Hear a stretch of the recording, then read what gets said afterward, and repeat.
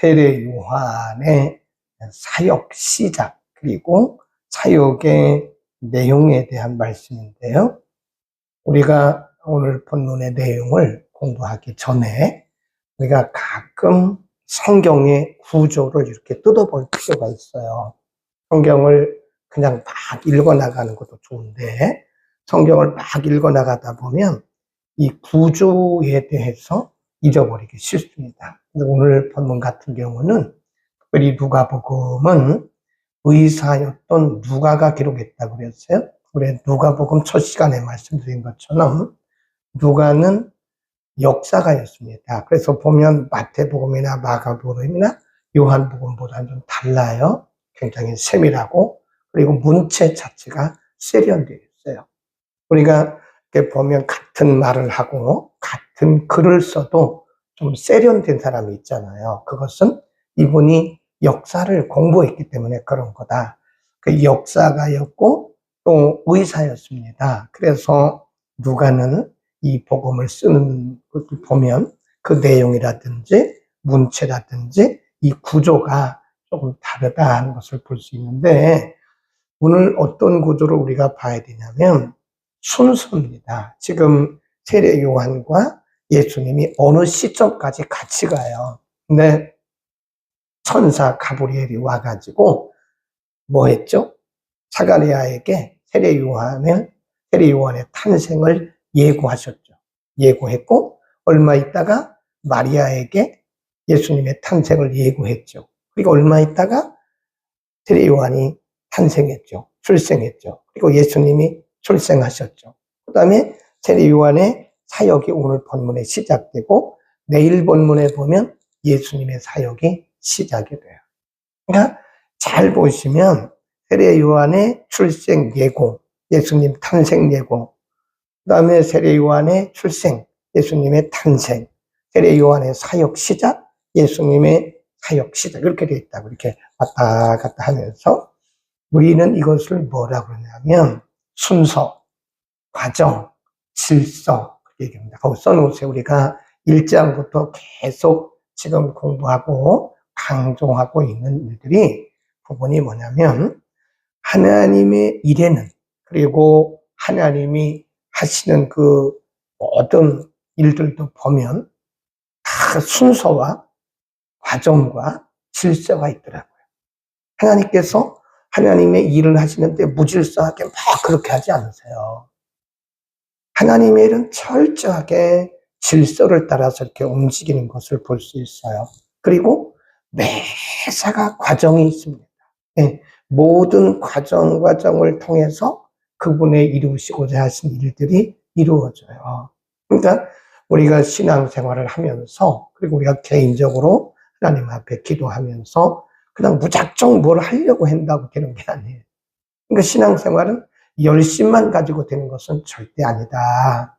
그래서 개인의 삶도 하나님이 우리의 신앙을 이렇게 이끌어 가시는 것을 보면 모든 일들이 다 순서, 과정, 질서를 따라서 하나 이렇게 이뤄가는 거지. 우리가 열심히 낸다고 해서 어떤 것이 그냥 한 번에 확 이루어지고 그러지는 않아요. 그리고 또 우리가 기도한다고 해서 무슨 일이 어느 날 확 이루어지고 그렇지도 않아요. 모든 일들이 다 순서와 과정과 질서를 따라서 하나님의 시간에서 착착착착 진행되고 있는 거예요. 그러니까 우리가 이런 하나님의 섭리 구조, 하나님의 역사 구조를 믿는다면 우리는요, 차분해져야 됩니다. 너무 막 그렇게 들릴 필요도 없고, 그냥 차분하게 하나님이 우리의 길을 이어오시는 대로 가면 되는 거예요. 너무 조급해가지고 막 하면 우리가 하나님을 펄쩍 뛰어드는 거예요. 하나님을 앞서가는 거예요. 하나님이 우리에게 알려주시는 대로, 하나님께서 우리에게 문을 여시는 대로, 하나님이 우리의 길을 여시는 대로 가면 됩니다. 우리가 그것을 참지 못하고 모든 일의 순서와 과정과 질서가 있는데 우리가 그것을 기다리지 못하고 막 나가면 나중에는 하나님의 일을 그르쳐요. 그러니까 하나님의 통역자로 살아가야 되는데 잘못하면 우리가 하나님의 일에 방해꾼이 될 수도 있다. 그리고 우리가 그 순서, 과정, 질서를 기다리지 못하면 우리가요, 잘못하면 우리의 신앙생활이 막 엉클어져요. 하나님의 시간까지 기다리고 한 발자국 뛰고 하나님의 시간까지 기다리고 한 발자국 뛰고 이래야 되는데 하나님의 사인이 없는데도 우리가 척척척척 한다고. 그건 내 열심이죠. 내 열심과 믿음은 다릅니다. 거기 한번 보세요. 3장 1절 2절 보면 역사가였던 누가는 세례 요한의 사역이 시작된 시점입니다. 시점. 역사성을 지금 말하고 있는 거예요.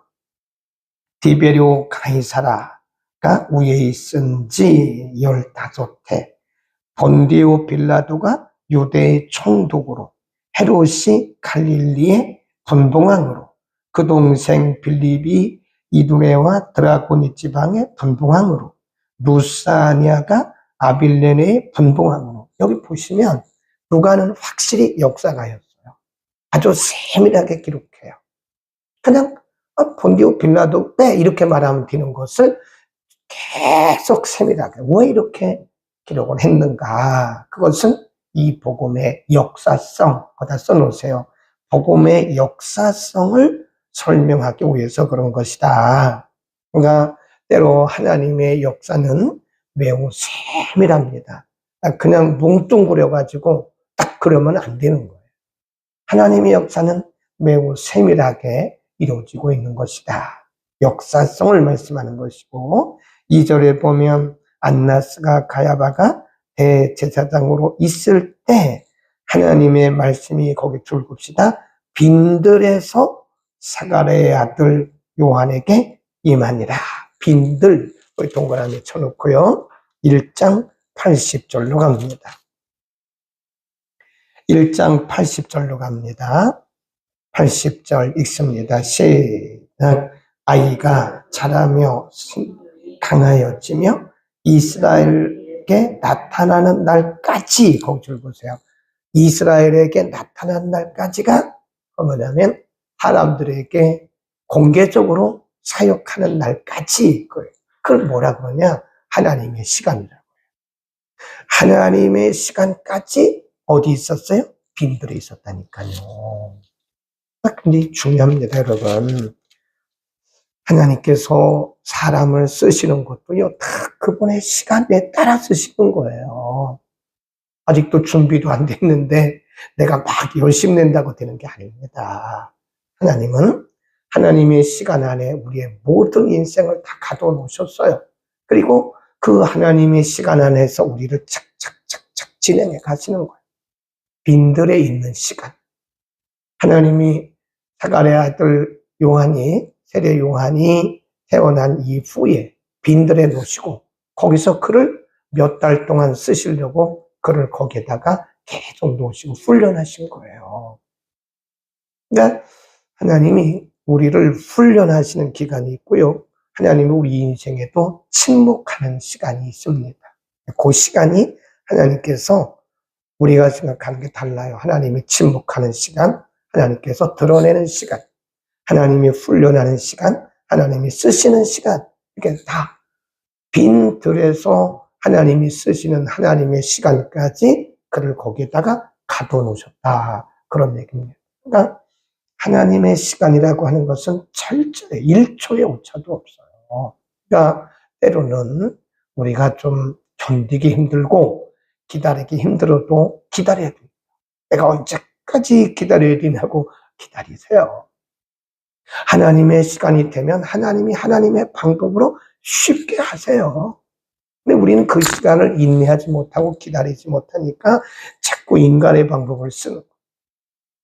네, 아브라함에게 아들을 주시겠다고 약속하셨는데 아무리 기다려도 안 오잖아요. 아들이 안 생기잖아요. 그러니까 뭐라 그러죠? 나중에 그 종을 갖다가 자기 아들 삼으려고 그러고 또 그 여종에게 들어가서 그건 뭐 그 부인이 한 얘기죠. 사라가 그 여종에게 들어가서 아들을 낳아 하가를 낳은 거 아니에요? 이게 인간의 실수인 거예요. 하나님의 시간이 정해 있는데 25년, 물론 나중에 알았지만 그 시간이 딱 정해져 있는데 그 시간을 못 기다리니까 자꾸 그 여종과 이 관계에서 하갈을 낳고 또 엘리에셀 종을 갖다가 자기 후계자로 삼으려고 하는데 하나님은 뭐라고 그래요? 그거 아니야, 아니야 그러잖아요. 못 기다리는 거예요. 못 기다리니까 자꾸 인간의 방법을 쓰다가 우리는 하나님 앞에 실수하는 겁니다. 기다려야 돼요. 언제까지? 하나님의 시간까지. 아멘. 그 다음에 사역을 시작을 합니다. 3절에 보면 3절 요한이 요단강 부근 근처에 와서 죄사함을 얻게 하는 회개의 세례, 거기 줄 봅시다. 죄사함을 얻게 하는 회개의 세례를 전파하니. 그래서 이때부터 요한의 이름이 세례 요한입니다. 이렇게 말합니다. 세례 요한에 대해서 4절, 5절, 6절까지입니다. 이것은 이렇게 말씀하죠. 광야에 외치는 자의 소리가 있어 가로되 너희는 주의 길을 예비하라. 그의 첩경을 평탄케 하라. 괄호하고 이사야서 40장 3절, 5절 모든 골짜기가 메워지고 모든 산과 작은 산이 낮아지고 굽은 것이 곧아지고 험한 길이 평탄하여질 것이요 모든 육체가 하나님의 구원하심을 보리라. 이건 이사야서 40장 5절입니다. 그러니까 지금 세례 요한이 하는 모든 일들 그리고 세례 요한에게 이루어지는 모든 일들이 그냥 이루어진 게 아니라 이미 예언된 하나님의 약속을 이루는 과정이라는 거예요. 그 언어가 하나 그냥 된 것이 아니고 하나님의 약속대로 이루어졌다는 사실을 말씀하고 있죠. 그 다음에 7절에 보면 7절부터 14절까지는 세례 요한의 사역의 내용 그렇게 써놓으시면 됩니다. 사역 내용 1절, 2절은 사역의 시작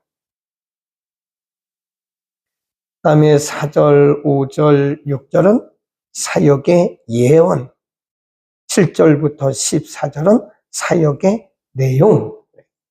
세례 요한이 한 것은 회개 세례예요. 회개의 세례. 회개하시오. 천국이 가까웠습니다. 세례 요한의 사명은 이겁니다. 세례 요한이 귀신을 쫓았어요? 그거 안 했습니다. 세례 요한이 병자를 고쳤습니까? 그것도 안 했어요. 세례 요한에게 주어진 하나님의 사명은 세례 주는 것이고 회개의 세례를 외치는 거예요. 여러분 회개하세요. 천국이 가까워오고 있습니다. 회개하세요. 메시아가 오고 있습니다. 그거예요. 세례 요한의 활동은 그리고 그의 사명은 아주 단순합니다. 그런 걸 보면요.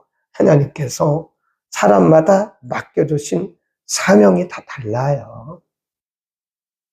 나중에 보면 사람들이 세례 요한에게 와가지고 당신이 메시아입니까? 세례 요한이 굉장히 정직해요. 한마디로 아닙니다 그러잖아요. 요즘 사람들 같으면 뭐뭇 했을 거예요. 아니면 아니라고 말해. 당신이 목사예요? 아닌데요? 당신이 예언자예요? 아닙니다. 이렇게 딱딱 말해야 되는데 가만히 있는 거예요. 그냥 그러면 인정하는 거예요. 묵인. 그럼 법적인 용어로 묵인하는 거예요. 우리가 잘못된 것을 보고도 가만히 있으면 그것을 법적으로 묵인하죠. 묵인. 암묵적 묵인. 그런. 그 나중에 법적으로 처벌받아요. 네. 묵인하는 거예요. 근데 지금 세례 요한은 묵인하지 않고 나중에 보면 아닙니다. 나는 그 메시아의 신발끈을 풀고 맬 수도 없습니다. 나는 절대 아닙니다. 사람들이 막 웅성거리면서 세례 요한에게 옵니다. 세례 요한에게 세례를 받고 막 이럽니다. 그러니까 당시 우리가 기다리는 메시아입니까? 한마디로 말해 아닙니다. 나는 아닙니다. 내 뒤에 메시아가 오고 있습니다. 그런 거죠. 세례 요한의 사명은 단 하나예요. 단순해요. 하나님이 수십 년을 빈들에서 세례 요한을 훈련하셨는데 세례 요한의 사명은 그겁니다. 회개하십시오. 천국이 가까웠습니다. 회개하세요. 내 뒤에 메시아가 오고 있습니다. 이거예요. 그건 이사야서 40장을 통해서 이사야가 예언한 대로 된 거예요. 그러니까 우리는 하나님께서 각자에게 주신 사명이 달라요. 우리 내 사명만 열심히 잘하면 돼요. 다른 사람의 사명을 감당하는 것을 보고 틀렸다 말할 거 없어요. 그건 하나님이 판단하실 거예요. 근데 우리가 괜히 앞서가지고 판단해요. 저거 틀렸다, 잘못됐다, 틀렸다. 그러지 마세요. 예수님을 부인하는 사람들에 대해서는 이단이라고 말해야 돼요. 분명히 말해야 돼요. 예수님을 부인하면, 삼위일체를 부인하면 그건 이단입니다. 성부, 성자, 성령을 부인하면 이단. 성부 하나님을 부인한다. 그건 이단이죠. 예수님이 육체로 오신 것을 부인한다. 그건 이단이고 적그리스도라고 사도 요한을 통해서 말씀했어요. 성령님을 부인한다. 그것도 이단이에요. 어떤 신학자들 중에 신학적으로, 학문적으로 성령을 부인해. 그거 이단입니다. 학자가 아니에요. 이단입니다. 목사님인데요? 목사라도 이단 목사예요. 삼위일체를 부인하는 건 틀림없이 이단이에요. 중요한 것이 뭐냐면, 제가 강조하는 게 뭐냐면, 나와 사명이 다르다고 그래서 다른 사람의 사명을 비난하지 말라 이거예요. 네, 예수님의 사명이 다르고, 세례 요한의 사명이 다르고, 베드로의 사명이 다르고, 사도 요한의 사명이 다르고, 다 달라요. 네. 그래서 우리는 다른 사람의 사명을 평가하거나 우리는 절대 평가하면 안 돼요. 사람이 잘못되면 하나님이 어떻게 하시든 하나님이 하실 것이고 하나님이 데려가시든지 하나님이 그 일을 다시 가져가시든지 그건 하나님이 하실 거예요. 근데 괜히 저는 30대 잘난 척하고 막 사람들을 비난하고 정죄하고 그랬어요. 제 일이나 열심히 하면 되는데 네? 제 일이나 열심히 하면 되는데 괜히 다른 사람들은 다른 사람의 사명과 내 사명을 비교할 것도 없어요. 달라요.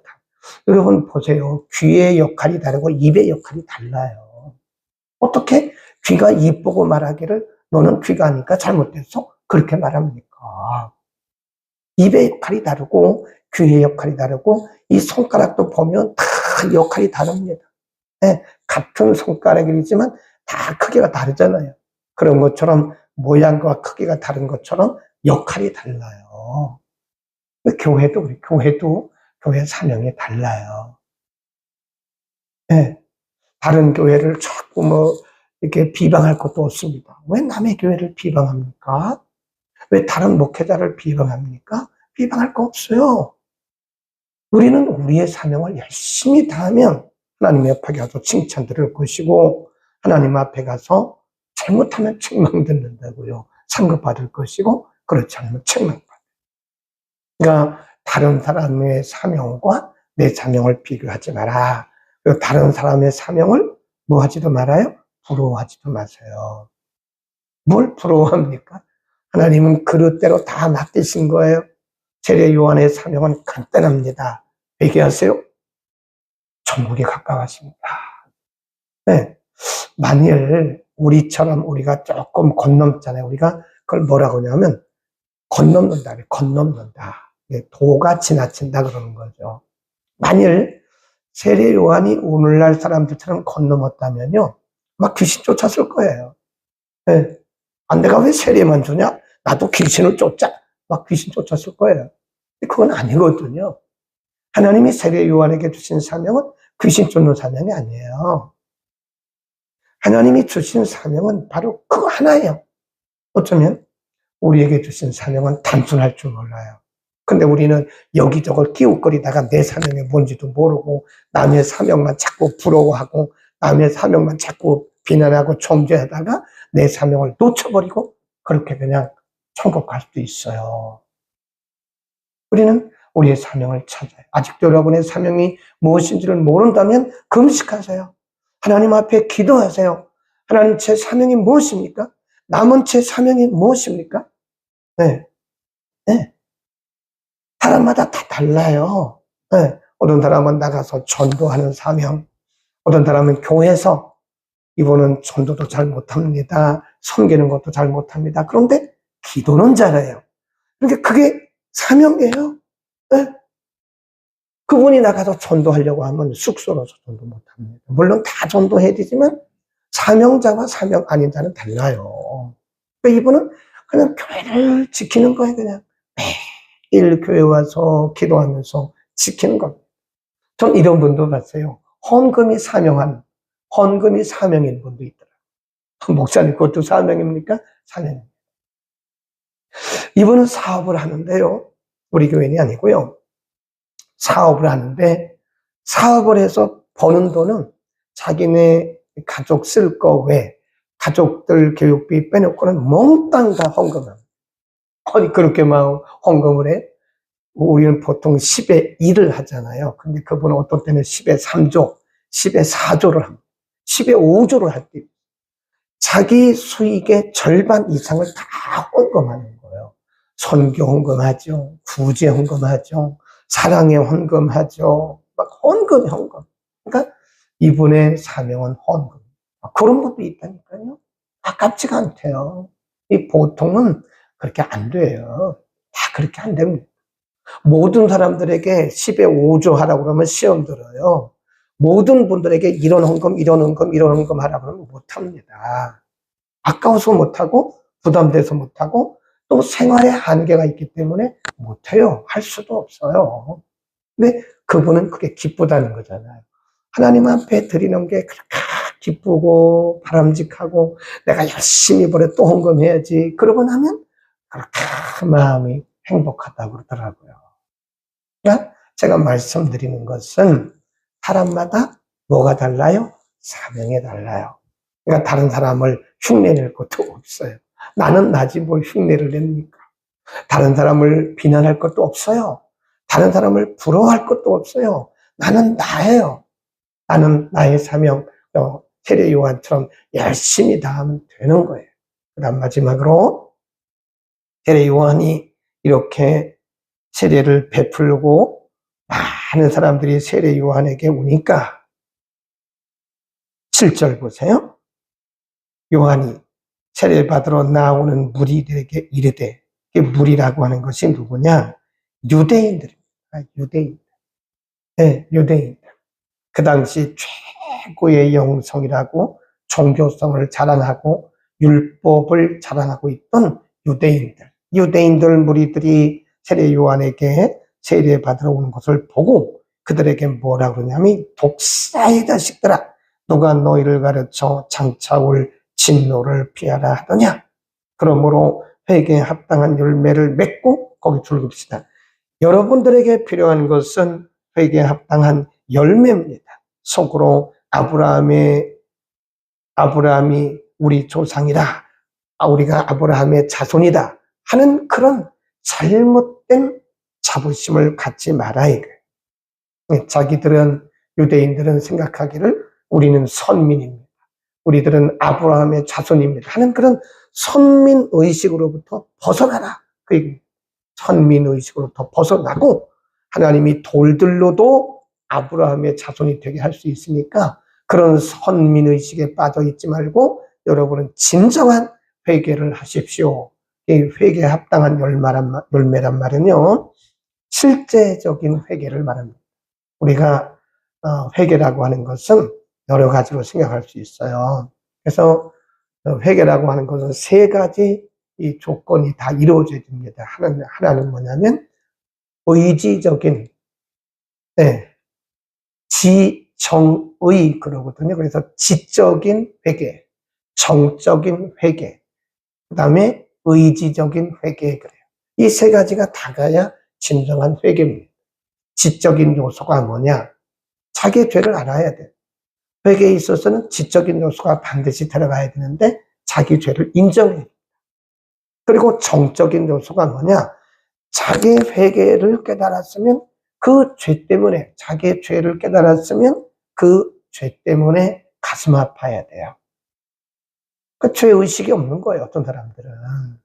죄의식을 갖는 게 그게 정적인 요소입니다. 그 다음에 회개의 의지적인 요소라고 하는 것은 죄를 깨닫고 그 다음에 가슴 아파하면 그 죄에 대해서 돌이켜야 된다. 돌이킴이 없는 회개는 그 뉘우침입니다. 생각으로만 뉘우쳐요. 아이고, 내가 잘못했습니다. 근데 삶은 변화된 게 아무것도 없어요. 그건 회개가 아니라니까요. 여기서 말씀하는 회개에 합당한 열매라고 하는 것은 실천적인 회개, 열매가 있는 회개를 의미한다. 우리는 많은 경우에 그냥 뉘우쳐요. 아이고, 잘못했습니다. 그리고 변한 게 없어요, 하나도. 변한 게 없다고요. 그건 회개가 아니라니까요. 진정한 회개는 의지적 결단이 있죠. 거기 보면 이제 쭉 설명을 해요. 우리는 어떻게 할까요? 이렇게 하시오. 우리는 어떻게 할까요? 이렇게 하시오. 우리는 어떻게 할까요? 이렇게 하시오. 그 말은 실천하라. 죄를 알고 깨달았으면 그 죄에 대해서 버리고 돌이키는 실천이 있어야 된다. 아멘. 우리는 오늘 아침에 세례 요한을 통해서 많은 것을 공부했습니다. 우리가 오늘 말씀을 잘 생각하시고 하나님의 때, 그리고 각 사람마다의 주어진 사명, 그리고 진정한 회개가 무엇인가 낫기를 바랍니다. 기도합니다. 거룩하신 아버지, 오늘 아침도 세례 요한을 통해서 우리에게 가르쳐 주셨습니다. 천사의 예언대로 하나님의 때에 낳게 하시고 하나님의 때까지 빈들에서 그를 묵묵히 훈련하시고 하나님의 때가 되었을 때 드디어 그를 씻었던 것을 우리가 오늘 상고했습니다. 범사에 하나님의 때가 있다고 말씀하셨습니다. 하나님의 뜻을, 하나님의 시간을, 하나님의 때를 우리가 앞서지 않게 하시고 묵묵히 하나님의 때를 기다리며 하나님의 때에 움직이는 우리 모두가 되게 하옵소서. 세례 요한의 사명이 다르고 예수님의 사명이 다르고 베드로의 사명이 다르듯이 하나님 우리 각자의 사명이 다르게 분정하셨음을 우리가 인정하고 믿습니다. 다른 사람과 비교하지도 말게 하시고 다른 사람을 부러워하지도 말게 하시고 다른 사람을 비난하지도 말게 하시고 우리는 우리 각자의 사명을 따라 우리의 생명 다할 때까지 사명 감당케 하옵소서. 예수